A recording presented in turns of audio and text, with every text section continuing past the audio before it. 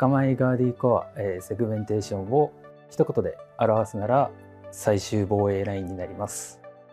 はい、新井康生と申します。株式会社オープンハウスグループ、情報システム部インフラストラクチャーグループセキュリティ課に所属しております。池田和樹と申します。情報システム部インフラストラクチャーグループインフラ課に配属しております。弊社は駅地下好立地をキャッチフレーズとしまして、戸建て関連事業を中心にマンション事業、収益不動産事業、米国不動産事業など多岐にわたる総合不動産会社になっております。ガーディコアさんを選定させていただいた理由としましては大きく2つございます。まず1点目としましてはレガシー OS のサーバーに対してのセキュリティの底上げというところでございます。どうしても社内のネットワーク上にミドルウェア等アップデートできないサーバーというのが存在しておりまして、そういったところの防御をなんとか底上げしたいという背景もありまして、マイクのセグメンテーションツールを探しておりました。2点目としましては、サーバー間、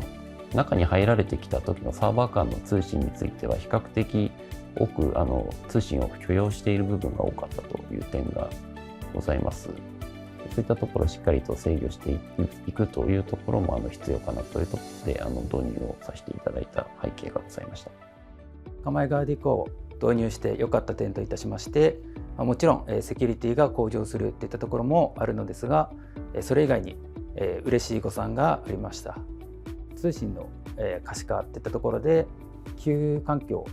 の通信が発生していないかといったところが確認するのが楽になりました。すべて通信が可視化できることですね、このシステムが連携していたんだみたいなところがすべてマップ上で可視化できるというところがすごく大変役に立っております。その他、日々の運用としまして